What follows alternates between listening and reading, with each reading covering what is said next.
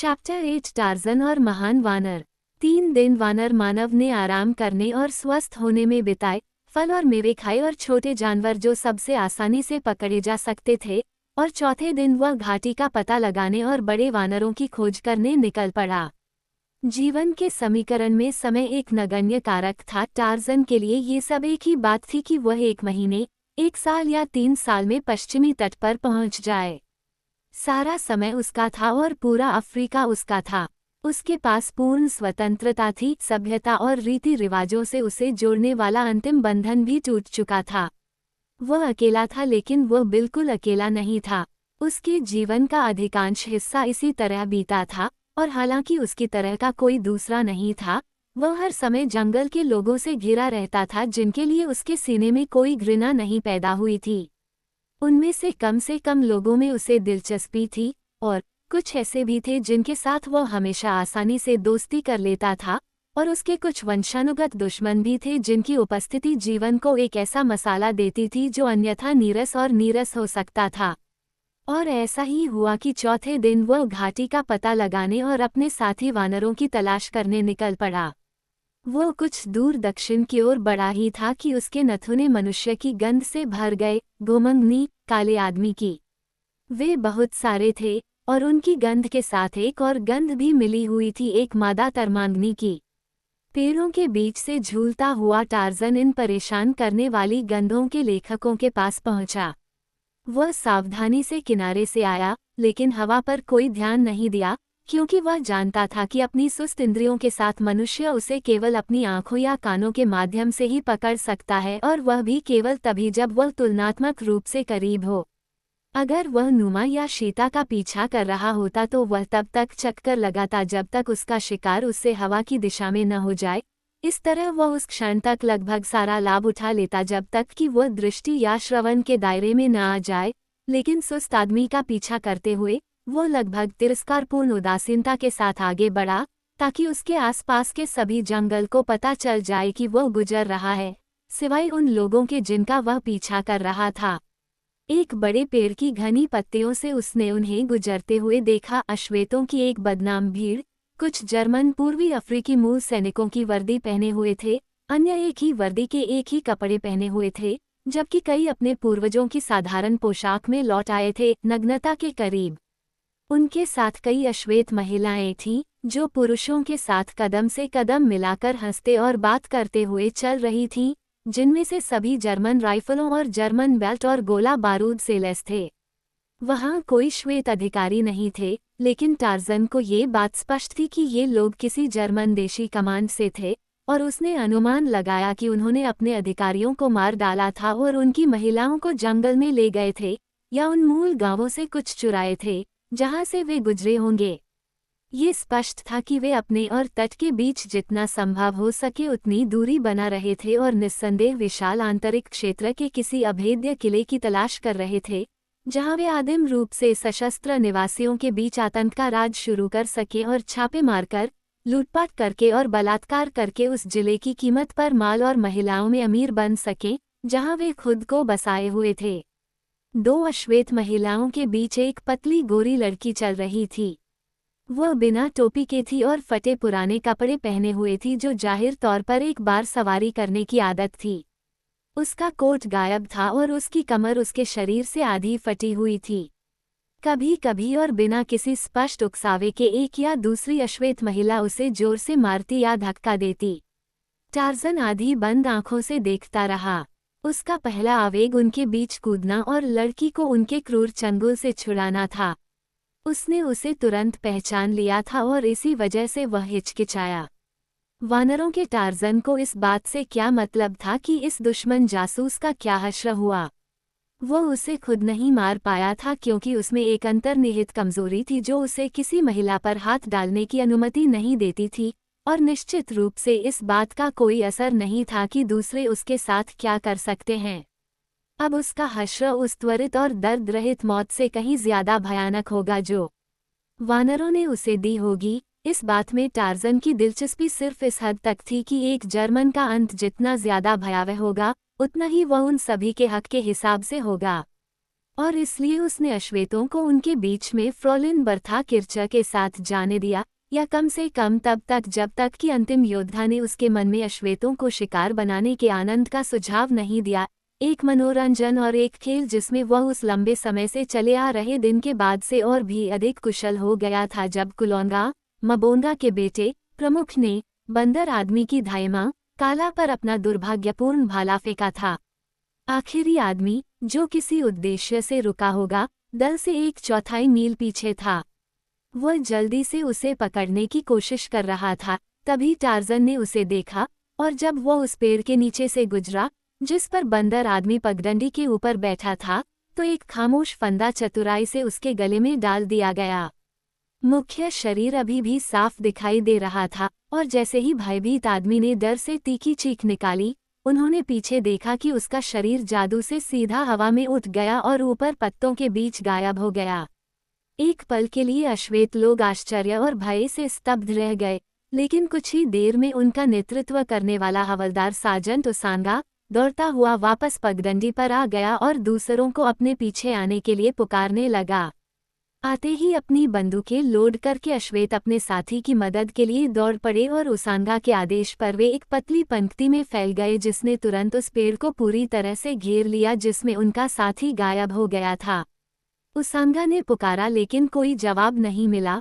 फिर वह धीरे धीरे आगे बढ़ा और तैयार राइफल के साथ पेड़ की ओर झांका। उसे कोई नहीं दिखाई दिया, कुछ भी नहीं। घेरा तब तक बना रहा जब तक कि 50 अश्वेत अपनी पैनी निगाहों से शाखाओं के बीच खोज नहीं कर रहे थे। उनके साथी का क्या हुआ? उन्होंने उसे पेड़ पर चढ़ते देखा था और तब से कई आंखें उस स्थान पर लगी हुई थीं, फिर भी उसका कोई निशान नहीं था।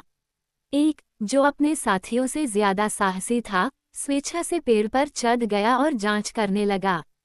वह 1 या 2 मिनट के लिए चला गया और जब वह फिर से धरती पर गिरा तो उसने कसम खाई कि वहां किसी प्राणी का कोई निशान नहीं था।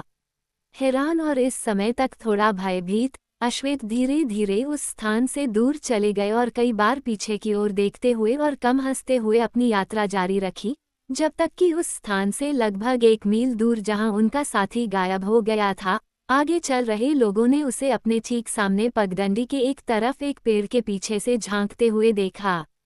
अपने साथियों को चिल्लाते हुए कि वह मिल गया है, वे आगे की ओर भागे, लेकिन जो लोग पेड़ के पास सबसे पहले पहुंचे थे, वे अचानक रुक गए और पीछे हट गए। उनकी आंखें पहले एक दिशा में और फिर दूसरी दिशा में डर से घूम रही थीं, जैसे कि उन्हें उम्मीद थी कि कोई अज्ञात भय उन पर झपट पड़ेगा। उनका आतंक निराधार नहीं था। एक टूटी हुई शाखा के सिरे पर उनके साथी का सिर लटका हुआ था, जो पेड़ के पीछे टिका हुआ था, ताकि ऐसा लगे कि वह पेड़ के दूसरी ओर से उन्हें देख रहा है। तब कई लोगों ने वापस लौटना चाहा, ये तर्क देते हुए कि उन्होंने जंगल के किसी राक्षस को नाराज कर दिया है जिसके संरक्षण में वे घुसे थे, लेकिन उसांगा ने उनकी बात सुनने से इनकार कर दिया। उन्हें आश्वासन दिया कि अगर वे वापस लौटते हैं और अपने क्रूर जर्मन स्वामियों के हाथों में पड़ जाते हैं तो उन्हें यातना और मौत अवश्यंभावी होगी। आखिरकार उसका तर्क इस हद तक प्रबल हुआ कि एक बहुत ही शांत और भयभीत दल एक साथ भेड़ों के झुंड की तरह घाटी से आगे बढ़ा और कोई भी पीछे नहीं छूटा। नीग्रो जाति की यह एक सुखद विशेषता है जो कि वे छोटे बच्चों के साथ साझा करते हैं कि अवसाद का तात्कालिक कारण दूर हो जाने के बाद उनका मन शायद ही कभी लंबे समय तक उदास रहता है। और ऐसा हुआ कि आधे घंटे में उसांगा का दल फिर से कुछ हद तक अपनी बेफिक्री वाली हंसी मजाक वाली पूर्व छवि को अपनाने लगा। इस प्रकार भय के भारी बादल धीरे धीरे छट रहे थे, जब रास्ते में एक मोड़ पर वे अचानक अपने पूर्व साथी के सिरहीन शरीर पर पहुंचे, जो उनके रास्ते में पड़ा था, और वे फिर से भय और उदास आशंकाओं की गहराई में डूब गए। ये पूरी घटना इतनी अकल्पनीय और अजीब थी कि उनमें से कोई भी ऐसा नहीं था जो इस अशुभ संकेत के अंधेरे में राहत की किरण ढूंढ पाता। उनमें से एक के साथ जो कुछ हुआ था, उसे हर कोई अपने लिए पूरी तरह से संभावित भाग्य के रूप में सोच रहा था। वास्तव में यह उसका संभावित भाग्य था। अगर ऐसी घटना दिन के उजाले में हो सकती है, तो रात के अंधेरे में उनके साथ क्या भयावह घटना नहीं घटेगी। वे प्रत्याशा में कांप रहे थे। उनके बीच में बैठी श्वेत लड़की भी उनसे कम हैरान नहीं थी, लेकिन उससे कहीं कम विचलित थी। क्योंकि अचानक मौत ही सबसे दयालु नियति थी जिसका वह अब इंतजार कर सकती थी। अब तक उसे महिलाओं की छोटी मोटी क्रूरताओं से ज्यादा कुछ नहीं सहना पड़ा था, जबकि दूसरी ओर सिर्फ महिलाओं की मौजूदगी ने ही उसे कुछ पुरुषों के हाथों बदतर व्यवहार से बचाया था, खास तौर पर क्रूर अश्वेत सार्जेंट उसांगा। उसकी अपनी महिला भी पार्टी की सदस्य थी, एक वास्तविक दानव, पहली श्रेणी की वीरांगना, और वह स्पष्ट रूप से दुनिया की एकमात्र ऐसी चीज थी जिससे उसांगा को डर लगता था। हालांकि वह युवती के साथ विशेष रूप से क्रूर थी, लेकिन युवती का मानना था कि वह पतित अश्वेत तानाशाह से उसकी एकमात्र सुरक्षा थी। दोपहर के समय दल एक छोटे से बाड़ीनुमा गांव में पहुंचा, जो जंगल में एक शांत नदी के किनारे एक खुले स्थान पर बनी हुई झोपड़ियों से घिरा हुआ था। उनके पास पहुंचते ही गांव के लोग उमड़ पड़े और उसांगा अपने 2 योद्धाओं के साथ मुखिया से झगड़ने के लिए आगे बढ़ा। दिन के अनुभवों ने काले सार्जेंट की नसों को इतना हिला दिया था कि वो इन लोगों के साथ व्यवहार करने के लिए तैयार था, बजाय इसके कि वह उनके गांव को हथियारों के बल पर ले, जैसा कि आमतौर पर उसकी पसंद होती। लेकिन अब एक अस्पष्ट विश्वास ने उसे प्रभावित किया कि जंगल के इस हिस्से पर एक शक्तिशाली राक्षस निगरानी कर रहा था, जो उसे अपमानित करने वालों के खिलाफ बुराई के लिए चमत्कारी शक्ति का इस्तेमाल करता था। सबसे पहले उसांगा को पता चलेगा कि ये गांव वाले इस बर्बर देवता के साथ कैसे खड़े हैं, और अगर वे उसकी अच्छी इच्छा रखते तो उसांगा उनके साथ दयालुता और सम्मान के साथ व्यवहार करने में सबसे अधिक सावधान रहता। बातचीत में यह बात सामने आई कि गांव के मुखिया के पास भोजन, बकरियां और मुर्गियां हैं, जिन्हें वह उचित मूल्य पर बेचने को तैयार है, लेकिन चूंकि इस मूल्य के बदले में उसे अपनी कीमती राइफलें और गोला बारूद या अपने शरीर पर पहने जाने वाले कपड़ों को भी बेचना पड़ता, इसलिए उसांगा को लगने लगा कि भोजन प्राप्त करने के लिए उसे युद्ध करने के लिए मजबूर होना पड़ सकता है। उसके एक आदमी के सुझाव पर एक सुखद समाधान निकला कि सैनिक अगले दिन जाकर गांव वालों का शिकार करें और उनके आतिथ्य के बदले में उन्हें बहुत सारा ताज़ा मांस लाकर दें। इस पर मुखिया ने सहमति जताई और आटे, बकरियों और मुर्गों के बदले में भुगतान किए जाने वाले शिकार की किस्म और मात्रा तय की, और एक निश्चित संख्या में झोपड़ियां आगंतुकों को सौंपी जानी थीं। 1 घंटे या उससे ज्यादा समय तक चली उस बहस के बाद विवरण तय हो जाने के बाद, जिसे मूल अफ्रीकी बहुत पसंद करते हैं, नए लोग गांव में दाखिल हुए जहां उन्हें झोपड़ियां दी गईं। बर्था किर्चन ने खुद को गांव की सड़क के दूर छोर पर बाड़ के पास एक छोटी सी झोपड़ी में अकेला पाया, और हालांकि वह न तो बंधी हुई थी और न ही पहरेदार, उसे उसांगा ने आश्वासन दिया कि वह जंगल में लगभग निश्चित मौत के बिना गांव से भाग नहीं सकती, जिसके बारे में ग्रामीणों ने उन्हें आश्वासन दिया कि वह बड़े आकार और क्रूरता वाले शेरों से ग्रस्त है। उसांगा के साथ अच्छा व्यवहार करो, उसने निष्कर्ष निकाला, और तुम्हें कोई नुकसान नहीं होगा। मैं दूसरों के सो जाने के बाद फिर से तुमसे मिलने आऊंगा। चलो दोस्त बनो। जैसे ही वह दरिंदा उसे छोड़कर चला गया, लड़की का शरीर कांप उठा और वह झोपड़ी के फर्श पर गिर पड़ी और अपने हाथों से अपना चेहरा ढांक लिया। अब उसे एहसास हुआ कि महिलाओं को उसकी सुरक्षा के लिए क्यों नहीं छोड़ा गया था।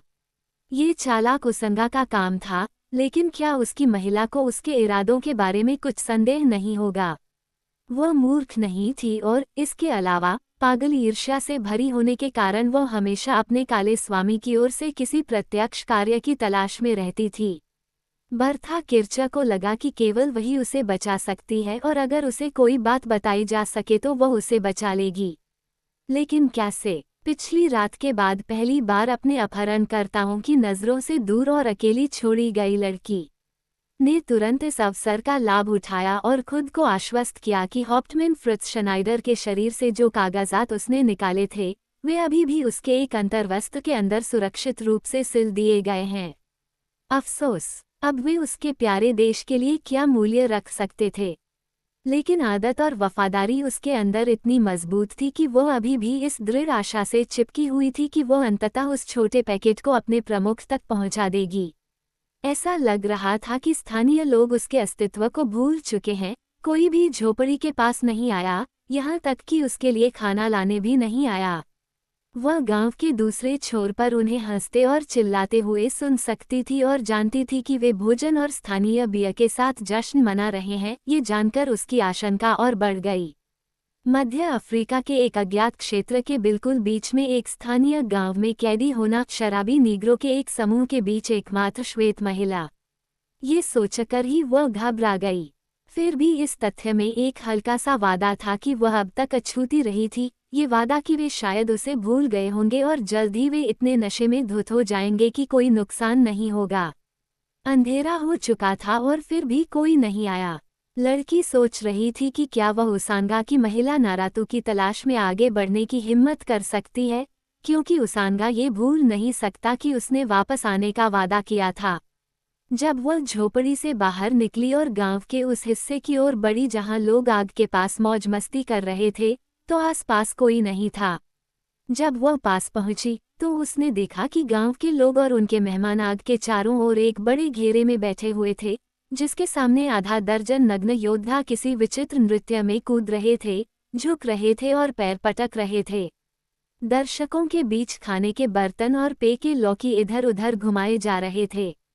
गंदे हाथ खाने के बर्तनों में डाले जा रहे थे और पकड़े गए हिस्से को इतनी लालच से खाया जा रहा था कि कोई सोच सकता था कि पूरा समुदाय भूख से मरने की कगार पर है। लौकी को उन्होंने अपने होठों से तब तक दबाए रखा जब तक कि बियर उनकी ठुड्डी से नीचे नहीं बह गई और लालची पड़ोसियों ने उनसे बर्तन छीन लिए। शराब ने अब उनमें से अधिकांश पर स्पष्ट प्रभाव डालना शुरू कर दिया था, जिसके परिणामस्वरूप वे स्वयं को पूरी तरह से अनैतिकता के हवाले करने लगे थे। जैसे ही लड़की झोपड़ियों की छाया में छिपकर नारातू की तलाश करती हुई करीब आई, अचानक उसे भीड़ के किनारे एक व्यक्ति ने देखा, एक बहुत बड़ी महिला जो चीखती हुई उठी और उसकी ओर आई। अपनी तरफ से देखने पर गोरी लड़की को लगा कि महिला का मतलब सचमुच उसे टुकड़े टुकड़े करना था। हमला इतना बेतहाशा और बेवजह था कि लड़की पूरी तरह से तैयार नहीं थी, और अगर कोई योद्धा हस्तक्षेप नहीं करता तो क्या होता, इसका अंदाजा ही लगाया जा सकता है। और फिर उसांगा ने व्यवधान को नोटिस किया और उससे सवाल करने के लिए आगे बढ़ा। तुम्हें क्या चाहिए? वह चिल्लाया। खाना पीना। मेरे साथ आओ। और उसने उसे अपनी बाहों में भर लिया और उसे घेरे की ओर खींच लिया। नहीं, वह चिल्लाई, मुझे नर्तू चाहिए। नर्तू कहाँ है? ये बात एक पल के लिए अश्वेत को शांत करने वाली लगी, जैसे कि वह कुछ समय के लिए अपनी बेहतर आधी को भूल गया हो। उसने चारों ओर तेजी से भयभीत निगाहें घुमाईं और फिर, स्पष्ट रूप से आश्वस्त होकर कि नारातू ने कुछ भी नहीं देखा है, उसने योद्धा को आदेश दिया जो अभी भी क्रोधित अश्वेत महिला को श्वेत लड़की से पकड़े हुए था, उसे वापस उसकी झोपड़ी में ले जाए और वहां उसकी रखवाली करे। सबसे पहले योद्धा ने अपने लिए एक बियर का गिलास उठाया और लड़की को अपने आगे चलने का इशारा किया, और इस तरह सावधान होकर वह अपनी झोपड़ी में लौट गई, जबकि योद्धा दरवाजे के बाहर ही बैठ गया, जहां उसने कुछ समय के लिए अपना ध्यान उस गिलास पर ही केंद्रित रखा। बर्था किरचा झोपड़ी के दूर वाले हिस्से में बैठी हुई थी और उसे नहीं पता था कि उसका क्या होने वाला है। वह सो नहीं पा रही थी, क्योंकि उसके दिमाग में भागने की बहुत सारी योजनाएं थीं, हालांकि हर नई योजना को हमेशा अव्यावहारिक मानकर त्याग दिया जाना चाहिए। योद्धा द्वारा उसे जेल में वापस भेजने के आधे घंटे बाद वह उठा और झोपड़ी में घुस गया, जहां उसने उससे बातचीत करने की कोशिश की। अंदर की ओर टटोलते हुए उसने अपना छोटा भाला दीवार के सहारे टिकाया और उसके पास बैठ गया, और बात करते हुए वह और करीब आता गया, जब तक कि आखिरकार वह उसे छू नहीं सका। सिकुड़ते हुए वह दूर चली गई। मुझे मत छुओ, वह चिल्लाई। अगर तुम मुझे अकेला नहीं छोड़ोगे तो मैं उसांगा को बता दूंगी, और तुम जानती हो कि वह तुम्हारे साथ क्या करेगा। वह आदमी नशे में हंसा और अपना हाथ बढ़ाकर उसकी बांह पकड़ ली और उसे अपनी ओर खींच लिया। वह उसांगा के लिए लड़ने लगी और जोर जोर से चिल्लाने लगी, और उसी क्षण झोपड़ी का प्रवेश द्वार एक आदमी के रूप में अंधेरा हो गया। क्या बात है? नवागंतुक ने गहरी आवाज में चिल्लाया, जिसे लड़की ने पहचाना कि वह काले साजंट का था। वह आया था, लेकिन क्या उसे कोई फायदा होगा? वह जानती थी कि उसे तब तक कोई फायदा नहीं होगा जब तक कि वह उसांगा के अपनी औरत के डर का फायदा न उठा ले। जब उसांगा को पता चला कि क्या हुआ है तो उसने योद्धा को झोपड़ी से बाहर निकाल दिया और उसे जाने को कहा, और जब वह व्यक्ति बड़बड़ाता हुआ गायब हो गया तो साजंट उस श्वेत लड़की के पास गया। वो बहुत नशे में था, इतना नशे में कि कई बार वह उससे बचने में सफल रही और 2 बार उसने उसे इतनी जोर से धक्का दिया कि वह लड़खड़ा कर गिर गया। अंत में वह क्रोधित हो गया और उस पर झपट पड़ा, उसे अपनी लंबी, बंदर जैसी भुजाओं में जकड़ लिया। मुट्ठी बंद करके उसके चेहरे पर प्रहार करते हुए उसने खुद को बचाने और उसे भगाने की कोशिश की। उसने उसे नारातू के क्रोध से डरा दिया और इस पर उसने अपनी रणनीति बदल दी और विनती करने लगा, और जब उसने उससे बहस की, उसे सुरक्षा और अंततः स्वतंत्रता का वादा किया, तो जिस योद्धा को उसने झोपड़ी से बाहर निकाल दिया था, वह लड़खड़ाता हुआ नारातू की झोपड़ी में चला गया। उसांगा को लगा कि उसकी दलीलें और वादे धमकियों की तरह ही बेकार हैं, इसलिए उसने अपना धैर्य और दिमाग दोनों खो दिया। उसने लड़की को बुरी तरह से पकड़ लिया और उसी समय झोपड़ी में ईर्ष्या का एक उग्र दानव घुस आया। नारातू आ गया था। लात मारते, खरोंचते, मारते, काटते हुए उसने कुछ ही समय में भयभीत उसांगा को परास्त कर दिया और अपने विश्वासघाती स्वामी और मालिक को सजा देने की इच्छा में वह इतनी पागल हो गई कि वह उसके मोह के उद्देश्य को पूरी तरह से भूल गई। बर्था किर्च ने उसे उसांगा के पीछे गांव की सड़क पर चिल्लाते हुए सुना और यह सोचकर कांप उठी कि इन दोनों के हाथों उसके लिए क्या इंतजार कर रहा था, क्योंकि वह जानती थी कि कल देर से ही सही, नारातू उस पर अपनी ईर्ष्यापूर्ण घृणा की पूरी मात्रा निकालेगा, क्योंकि उसने अपना पहला क्रोध उसांगा पर निकाला था। दोनों को गए हुए कुछ ही मिनट हुए थे कि योद्धा गार्ड वापस आ गया। उसने झोपड़ी में झांका और फिर अंदर घुस गया। अब मुझे कोई नहीं रोकेगा, गोरी औरत, उसने गुर्राते हुए कहा और झोपड़ी के पार तेजी से उसकी ओर बढ़ा। वानरों का टार्जन हिरन बारा के रसीले पंजे पर दावत उड़ा रहा था। उसे अपने मन की परेशानी का एहसास था। उसे खुद के साथ और पूरी दुनिया के साथ शांति से रहना चाहिए था, क्योंकि वह अपने मूल वातावरण में नहीं था, जहां बहुत सारे शिकार थे, और वह अपने पेट को उस मांस से भर रहा था जिसे वह सबसे ज्यादा प्यार करता था। लेकिन वानरों का टार्जन एक दुबली पतली युवा लड़की की तस्वीर से परेशान था जिसे क्रूर नीग्रो द्वारा धक्का दिया जा रहा था और मारा जा रहा था, और कल्पना में वह उसे अब इस जंगली देश में अपमानित अश्वेतों के बीच कैदी के रूप में देख सकता था। ये याद रखना इतना मुश्किल क्यों था कि वह सिर्फ एक नफरत भरी जर्मन और जासूस थी। ये तथ्य कि वह एक महिला और गोरी थी हमेशा उसकी चेतना पर हावी क्यों होता। वह उससे उतनी ही नफरत करता था जितनी वह उसके सभी तरह के लोगों से करता था, और जो हश्र उसका होना तय था वह उससे ज्यादा भयानक नहीं था जितना कि वह अपने सभी लोगों के साथ मिलकर करती थी। मामला सुलझ गया और टार्जन ने खुद को दूसरी चीजों के बारे में सोचने के लिए तैयार कर लिया। फिर भी तस्वीर नहीं मरी, वह अपने सभी विवरणों में उभरी और उसे परेशान किया। वह सोचने लगा कि वे उसके साथ क्या कर रहे थे और उसे कहाँ ले जा रहे थे। वो खुद पर बहुत शर्मिंदा था, जैसा कि विल्हेल्मस्टल की घटना के बाद हुआ था जब उसकी कमजोरी ने उसे इस जासूस की जान बख्शने की अनुमति दी थी। क्या उसे फिर से इतना कमजोर होना था? नहीं। रात हो गई और वह सुबह तक आराम करने के लिए एक बड़े पेड़ पर लेट गया, लेकिन नींद नहीं आई। इसके बजाय उसे एक श्वेत लड़की का दर्शन हुआ जिसे काली महिलाओं ने पीटा था, और फिर उसी लड़की को उस अंधेरे और भयावह जंगल में कहीं योद्धाओं की दया पर छोड़ दिया गया था।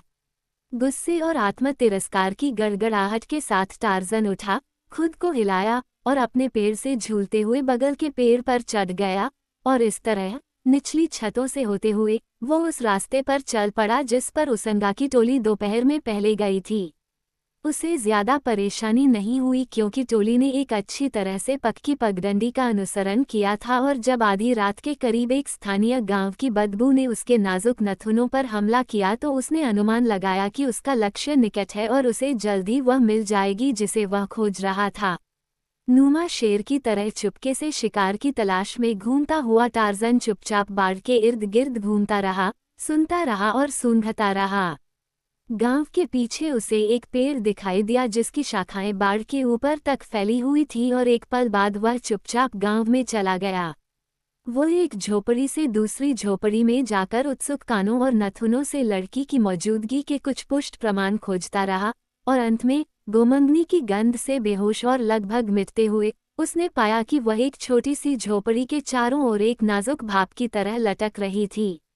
गांव अब शांत था, क्योंकि बियर और भोजन का अंतिम हिस्सा समाप्त हो चुका था और अश्वेत लोग अपनी झोपड़ियों में बेहोशी की हालत में लेटे हुए थे, फिर भी टार्ज़न ने कोई शोर नहीं मचाया जिसे एक सावधान और सतर्क व्यक्ति भी सुन सकता था। वह झोपड़ी के प्रवेश द्वार के पास गया और सुनने लगा। अंदर से कोई आवाज नहीं आ रही थी, यहाँ तक कि किसी जागे हुए व्यक्ति की धीमी सांस भी नहीं आ रही थी। फिर भी उसे यकीन था कि लड़की यहाँ थी और शायद अब भी है, और इसलिए वह अंदर घुस गया, एक देहहीन आत्मा की तरह चुपचाप अंदर घुस गया। एक पल के लिए वह प्रवेश द्वार के भीतर स्थिर खड़ा रहा, सुनता रहा। नहीं, यहाँ कोई नहीं था, इस बात का उसे यकीन था, लेकिन वह जांच करेगा। जैसे ही उसकी आंखें झोपड़ी के भीतर के बड़े अंधेरे की अभ्यस्त हो गईं, एक वस्तु ने आकार लेना शुरू कर दिया जिसने तुरंत खुद को फर्श पर लेटे हुए एक मानव रूप में रेखांकित किया। टार्ज़न ने पास आकर उसे देखने के लिए झुककर देखा। यह एक नग्न योद्धा का शव था, जिसके सीने से एक छोटा भाला निकला हुआ था। फिर उसने फर्श पर बची हुई जगह के हर वर्ग फुट को ध्यान से खोजा और अंत में फिर से शव के पास लौटा, जहां वह झुका और उस हथियार की मूठ को सूंघने लगा जिसने अश्वेत को मारा था। एक धीमी मुस्कान ने उसके होठों को छुआ और उसके सिर की हल्की हरकत ने संकेत दिया कि वह समझ गया है। गांव के बाकी हिस्सों की तेजी से तलाशी लेने पर उसे यकीन हो गया कि लड़की बच गई है और उसे राहत मिली कि उसे कोई नुकसान नहीं पहुंचा है। ये बात कि जिस जंगली जंगल में वह भाग गई होगी, वहां भी उसकी जान खतरे में थी, ये बात उसे उतनी प्रभावित नहीं कर पाई जितनी कि आप या मुझे करती, क्योंकि टार्ज़न के लिए जंगल कोई खतरनाक जगह नहीं थी। वह रात में पेरिस या लंदन की तुलना में जंगल को अधिक सुरक्षित मानता था। वह फिर से पेड़ों के बीच घुस गया था और बाड़ के बाहर था, तभी उसके कानों में गांव से दूर से एक पुरानी, जानी पहचानी आवाज आई। एक हिलती हुई शाखा पर हल्के से संतुलन बनाते हुए वह खड़ा था, एक जंगल के देवता की सुंदर मूर्ति की तरह, ध्यान से सुन रहा था। 1 मिनट तक वह ऐसे ही खड़ा रहा और फिर उसके होठों से बंदर को पुकारने की लंबी, अजीब चीख निकली और वह जंगल में दूर चला गया, मानवों के तेज ढोल की आवाज की ओर, जो उसके पीछे एक जागृत और भयभीत गांव छोड़ गया, जो कांपते हुए अश्वेतों का था, जो हमेशा के लिए उस भयानक चीख को अपने सफेद कैदी के गायब होने और अपने साथी योद्धा की मौत से जोड़ देंगे। बर्था किर्चा जंगल में एक अच्छी तरह से पक्की पगडंडी पर तेजी से आगे बढ़ रही थी, और वह केवल यही सोच रही थी कि वह अपने और गांव के बीच जितना संभव हो सके उतनी दूरी बनाए रखे, इससे पहले कि दिन का उजाला उसका पीछा करने की अनुमति दे। वह कहाँ जा रही थी, यह उसे नहीं पता था, और न ही यह कोई बड़ी बात थी, क्योंकि जल्द या बाद में मौत उसके भाग्य में ही थी। उस रात भाग्य ने उसका साथ दिया, क्योंकि वह अफ्रीका के सबसे जंगली और शेरों से भरे क्षेत्र से बिना किसी नुकसान के गुजर गई, एक प्राकृतिक शिकार का मैदान, जिसे श्वेत व्यक्ति अभी तक नहीं खोज पाया था, जहां हिरन और मृग और जेब्रा, जिराफ और हाथी, भैंस, गैंडे और मध्य अफ्रीका के अन्य शाकाहारी जानवर बहुतायत में हैं, और उन्हें केवल उनके प्राकृतिक शत्रुओं, बड़ी बिल्लियों से कोई परेशानी नहीं होती, जो आसान शिकार और बड़े शिकारियों की राइफलों से प्रतिरक्षा के कारण यहाँ आ जाती हैं और इस जिले में झुंड बनाकर रहती हैं। वह शायद 1 या 2 घंटे के लिए भागी थी, जब उसका ध्यान जानवरों की चहलकदमी, बड़बड़ाहट और गुर्राहट की आवाज़ से बटा। उसे यकीन था कि उसने सुबह अच्छी शुरुआत करने के लिए पर्याप्त दूरी तय कर ली है, इससे पहले कि अश्वेत उसके पीछे पड़ जाएं, और उसे डर था कि वे जानवर क्या हो सकते हैं। वह रात का बाकी समय वहीं बिताने के इरादे से एक बड़े पेड़ पर चढ़ गई। वह जैसे ही सुरक्षित और आरामदायक शाखा पर पहुंची, उसने देखा कि पेड़ एक छोटे से खुले स्थान के किनारे पर खड़ा था, जो नीचे जमीन पर उगी घनी झाड़ियों के कारण उससे छिपा हुआ था, और साथ ही उसे उन जानवरों की पहचान का भी पता चला, जिनकी आवाज उसने सुनी थी। उसके नीचे के खुले मैदान के बीच में, जो चांद की चमकीली रोशनी में साफ दिखाई दे रहा था, उसने 20 विशालकाय, मनुष्य जैसे वानरों को देखा, बड़े, झबरा लोग जो अपने पिछले पैरों पर चलते थे, बस अपने हाथों की उंगलियों की थोड़ी सी मदद से। चांद की रोशनी उनके चमकदार कोटों से झलक रही थी, असंख्य भूरे बालों ने एक ऐसी चमक पैदा कर दी थी जो उन भयानक जीवों को उनके दिखने में लगभग शानदार बना रही थी। लड़की ने उन्हें सिर्फ 1 या 2 मिनट देखा था जब छोटे से समूह में अन्य लोग शामिल हो गए, जो अकेले और समूहों में आ रहे थे, और तब तक चांदनी रात में वहां 50 से ज्यादा बड़े जानवर इकट्ठे हो गए। उनमें युवा वानर और कई छोटे बच्चे थे जो अपनी माताओं के झबरा कंधों से कसकर चिपके हुए थे। कुछ ही देर में समूह अलग हो गया और एक घेरा बनाकर उस जगह पर खड़ा हो गया जो साफ सफाई के बीच में एक छोटा सा सपाट शीर्ष वाला मिट्टी का टीला था। इस टीले के पास 3 बूढ़ी मादाएं बैठी थीं जो छोटे भारी डंडों से लैस थीं, और उन्होंने तुरंत मिट्टी के टीले के सपाट शीर्ष पर प्रहार करना शुरू कर दिया, जिससे एक धीमी गड़गड़ाहट वाली आवाज निकली और लगभग तुरंत ही अन्य वानर बेचैनी से इधर उधर घूमने लगे, बिना किसी उद्देश्य के इधर उधर घूमते रहे जब तक कि उन्हें बड़े काले कीड़ों के चलते हुए समूह का आभास नहीं हुआ। ढोल की थाप धीमी भारी लय में थी, पहले तो बिना समय के, लेकिन जल्द ही एक भारी लय में आ गई, जिस पर वानरों ने नपे तुले कदमों और हिलते हुए शरीर के साथ समय का ध्यान रखा। धीरे धीरे ये समूह 2 छल्लों में बंट गया, जिनमें से बाहरी भाग मादा और बहुत छोटे बच्चों से बना था, जबकि भीतरी भाग परिपक्व बैलों से बना था। पहले वाले ने हिलना बंद कर दिया और अपने कूल्हों पर बैठ गए, जबकि बैल अब धीरे धीरे एक घेरे में घूम रहे थे, जिसका केंद्र ढोल था, और सभी अब एक ही दिशा में थे। तभी उस लड़की के कानों में उस गांव की दिशा से एक अजीब और ऊंची आवाज आई, जहां से वह हाल ही में निकली थी। वानरों पर इसका विद्युतीय प्रभाव पड़ा। उन्होंने अपनी हरकतें रोक दी और एक पल के लिए ध्यान से सुनने की मुद्रा में खड़े हो गए, और फिर एक साथी, जो अपने साथियों से भी बड़ा था, ने अपना चेहरा आसमान की ओर उठाया और ऐसी आवाज में, जिसने लड़की के दुबले शरीर में ठंडी सिहरन पैदा कर दी, दूर से आ रही चीख का जवाब दिया। एक बार फिर ढोल बजाने वालों ने अपना ढोल बजाना शुरू कर दिया और धीरे धीरे नृत्य शुरू हो गया।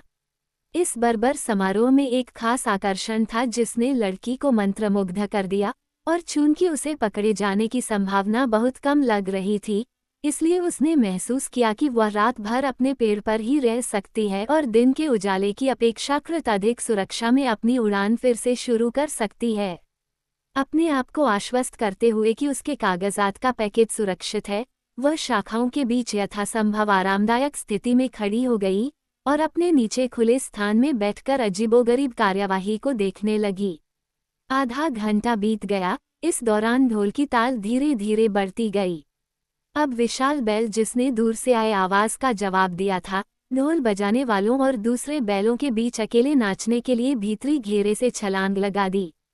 वह उछलता, झुकता और फिर उछलता, कभी गुर्राता और भौंकता, फिर रुकता और अपना भयानक चेहरा गोरो चांद की ओर उठाता और अपनी झबरा छाती पर हाथ मारते हुए एक तीखी चीख निकालता।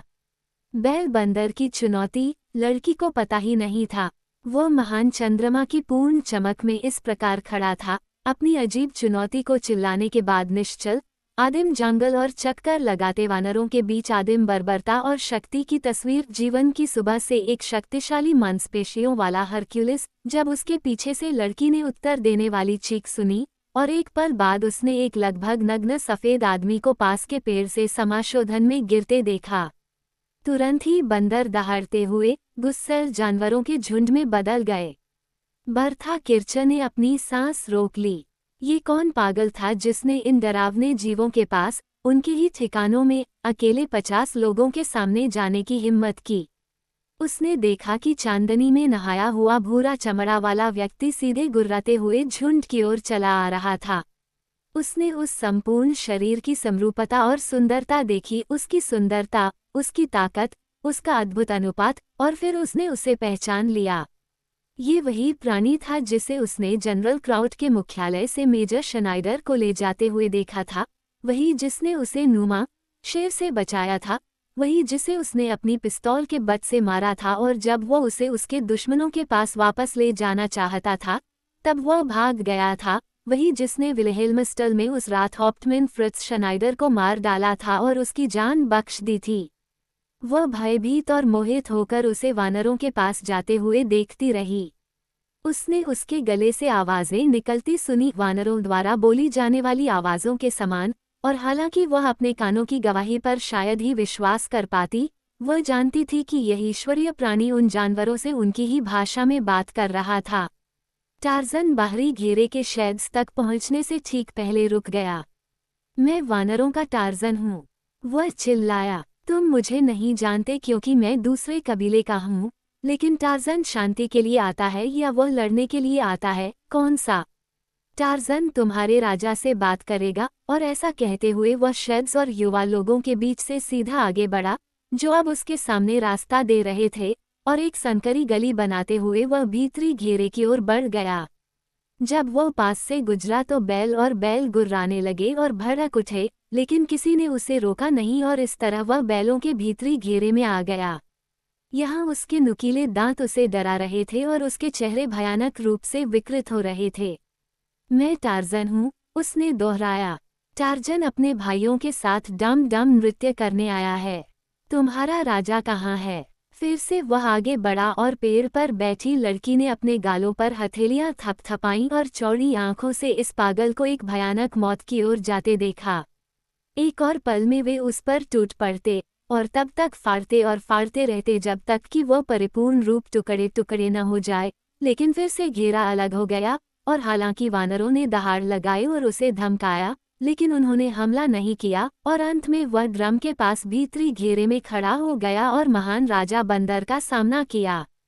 वह फिर बोला, मैं वानरों का टार्ज़न हूँ, वह चिल्लाया। टार्ज़न अपने भाइयों के साथ रहने आया है। वह शांति से आएगा और शांति से रहेगा या फिर हत्या कर, लेकिन वह आया है और यहीं रहेगा। कौन सा टार्ज़न अपने भाइयों के साथ शांति से डम डम नृत्य करेगा या टार्ज़न पहले हत्या करेगा? मैं गोलाट हूँ, वानरों का राजा, विशाल बैल चिल्लाया। मैं मारता हूँ, मैं मारता हूँ, मैं मारता हूँ। और एक उदास दहाड़ के साथ उसने तारमंगनी पर हमला किया। लड़की ने देखा कि बंदर आदमी हमले के लिए पूरी तरह से तैयार नहीं था और उसने देखा कि वो पहले हमले में ही नीचे गिर गया और मारा गया। विशाल बैल टार्ज़न के आगे बढ़ने से पहले ही उसे पकड़ने के लिए अपने बड़े हाथों से लगभग उस पर हमला करने ही वाला था, लेकिन जब वह आगे बढ़ा तो उसकी फुर्ती ने आरा बिजली को भी शर्मिंदा कर दिया। जैसे ही हिस्सा सांप के सिर पर तीर चला, वैसे ही उसने मानव जानवर के बाएं हाथ को आगे बढ़ाया और अपने विरोधी की बाईं कलाई को पकड़ लिया। एक तेज मोड़ और बैल का दाहिना हाथ उसके दुश्मन के दाएं हाथ के नीचे एक जुजुत्सु पकड़ में फंस गया, जिसे टार्ज़न ने सभ्य लोगों के बीच सीखा था। एक ऐसी पकड़ जिससे वह बड़ी हड्डियों को आसानी से तोड़ सकता था, एक ऐसी पकड़ जिसने बंदर को असहाय बना दिया।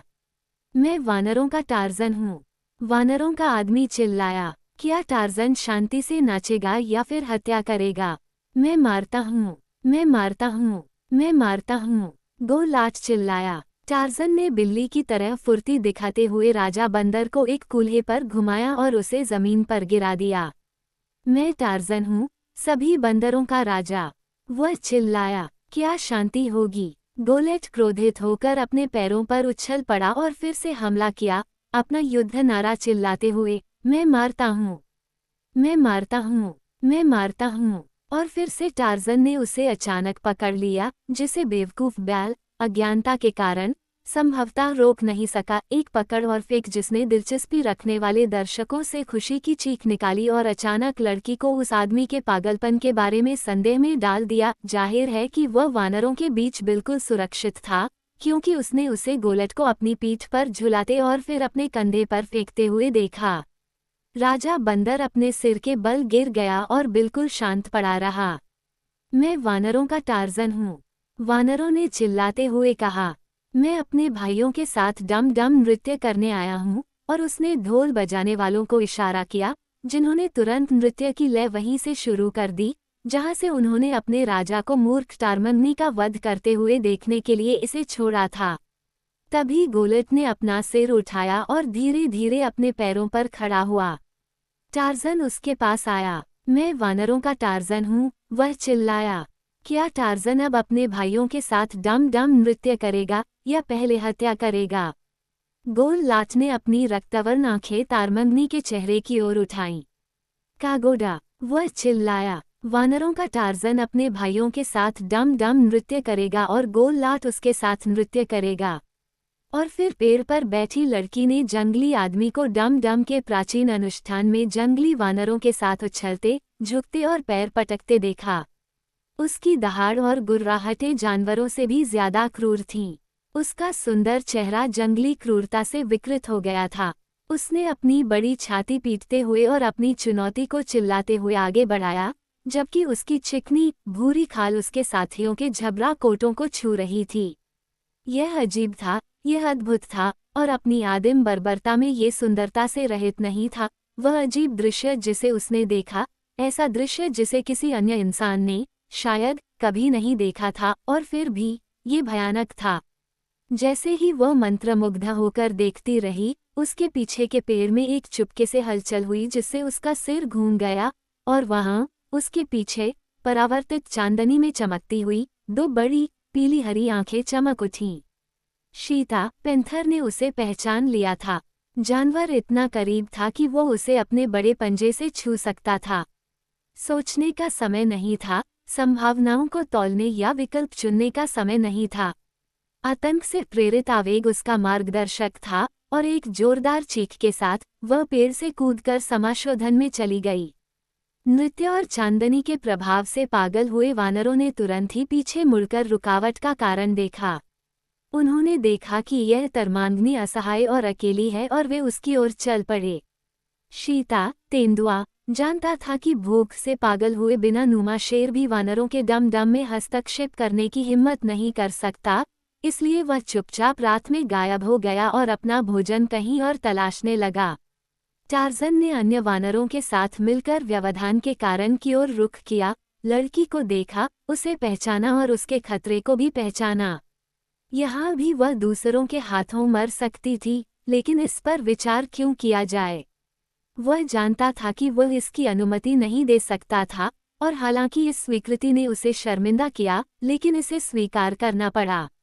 जब टार्ज़न उनके बीच में कूदा, तो बैलों ने लड़की को घेर लिया और उन पर जोरदार प्रहार करके उन्हें दाएं बाएं तितर बितर कर दिया, और जब बैल शिकार में हिस्सा लेने के लिए आए, तो उन्होंने सोचा कि यह नया बंदर जैसा प्राणी सारा मांस चुराने वाला है, लेकिन उन्होंने देखा कि वो उनके सामने खड़ा है और उसने अपना एक हाथ उस प्राणी के चारों ओर फेंका हुआ है, मानो वह उसकी रक्षा कर रहा हो।